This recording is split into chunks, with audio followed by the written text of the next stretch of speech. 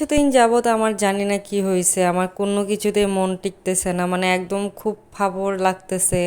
আমি জানিও না যে কি করলে আমার মনটা ভালো হবে। যাই হোক, দুইটা কারণে আজকে আমার মনটা অনেক ভালো অনেক দিন পর। আসসালামু আলাইকুম এভরিওয়ান। আজকে একটু লেট করে ঘুম থেকে ওঠা হয়েছে মা মেয়ের, 12:30টার দিকে ঘুম থেকে উঠেছি, কারণ ঘুমাইছে আমার মেয়ের রাত 4টার পর। আমার হাজব্যান্ড 5:30টার দিকে চলে গেছে ক্যান্টনমেন্টে। তো ভাবলাম এখানে 3টা ডিম পোচ করি, আমি 2টা খাবো, মেয়েকে একটা দিব। তো কয়েকদিন দেখতেছি সে কিছুই খাচ্ছে না, তো ভাবলাম যে আজকে নুডলসটা জাস্ট বয়েল করে উপরে চিজ দিয়ে বেক করে দেই ওভেনে, তো দেখি খায় নাকি। দেখলাম খুব মজা করে আসছে খাচ্ছে। এটা খুব সিম্পল রেসিপি। ভিতরে আমি ম্যাজিক মশলা, অয়েল আর লবণ দিয়ে সিদ্ধ করেছি, তারপর চিজ দিয়ে ওভেনে জাস্ট 2 মিনিটের জন্য গরম করে নিছি, হয়ে গেছে। তো এখানে দুপুরে রান্নাতে চলে আসলাম।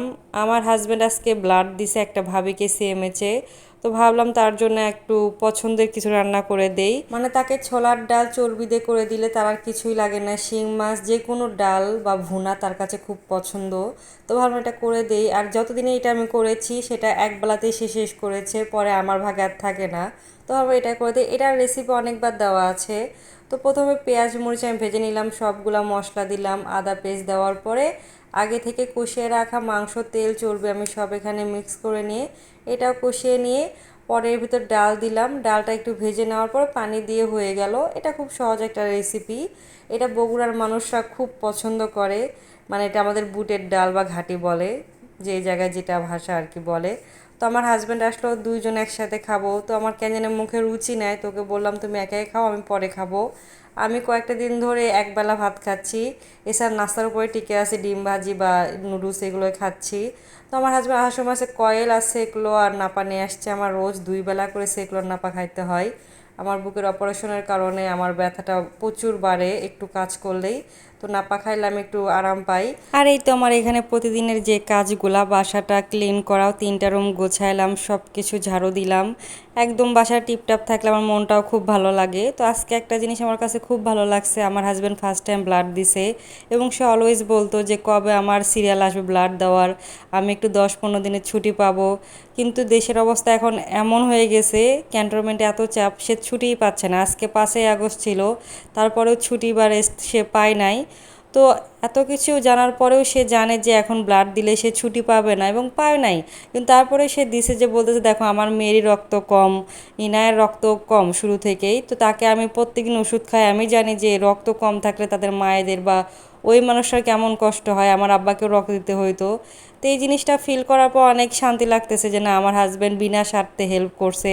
ভাবিটার রক্তের পয়েন্ট নাকি 6 পয়েন্ট ছিল। তো আমার হাজব্যান্ডের পাশাপাশি আরও 2টা ভাইয়া দিছে, কারণ ভাবি 3 ব্যাগ রক্ত প্রয়োজন ছিল। তো যাই হোক, ভাবিটা সুস্থ থাকুক, আল্লাহর কাছে এই দোয়াটাই করি। তো এখানে আরেকটা ভালো মোমেন্ট হয়েছে, আমার মেয়ে প্রথমবার আজকে অনেক পা হাঁটছে। আর সে পটে করেছিল, তারপরেও সে এত চেষ্টা করতেছিল, ভয়েসটা আমার কাছে খুব শান্তি লাগছে। ও 4-5 বার মানে 10 মিনিটের মতন সে আজকে হাঁটছে এভাবে। মাশাআল্লাহ, একটা মায়ের কাছে তার প্রথম সন্তানের প্রথম হাঁটা, এটা কতটা শান্তি, যারা প্রথমবার মা হয়েছে তারাই জানে। আলহামদুলিল্লাহ, আমার মেয়ে দেরিতে হলে হাঁটা শিখতেছে, কারণ আমার মা প্রত্যেক দিন বলে যে বাকি বাচ্চারা হাঁটা শিখতেছে, তোর মেয়ে কবে হাঁটা শিখবে। ফাইনালি আজকে বলতে পারবো আমার মাকে যে দেখো তোমার নাতনি হাঁটা শিখতেছে। 1 বছর 15 দিনের মাথায় আমার মেয়ে ফাইনালি হাঁটা শিখতেছে, নিজের শক্তিতে হাঁটতেছে সে, মাশাল্লাহ। মানে আমি আজকে এতটা খুশি এই 2টা কারণে। আমার হাজব্যান্ড একজনকে ব্লাড দিছে, একটা মহৎ কাজ করেছে, আর আমার মেয়েটা হাঁটাও শিখে গেছে। আসলে আজকে এতটা আমার শরীর খারাপ করতেছে আর মন ভালো নাই, 2 দিন পর এডিট করতে বসছি। কেন জানি আজকে ভয়েস দিতে ইচ্ছা হচ্ছে না, কিন্তু মেয়ের আর হাজব্যান্ডের এগুলা দেখার পর বা জানার পর অনেক শান্তি লাগতেছে। তো এখানে রাতের বেলা মাজা বাকি ছিল, এটাও ক্লিন করলাম। আর প্রতিদিন রান্নাঘর ডিপ ক্লিন না করলে আমার শান্তি হয় না। আমার মতো কম বেশি অনেক মানুষই আছে রাতের বেলা এগুলো রাখতে পারে না। আজকের মতো এতটুকুই, টাটা বাই বাই।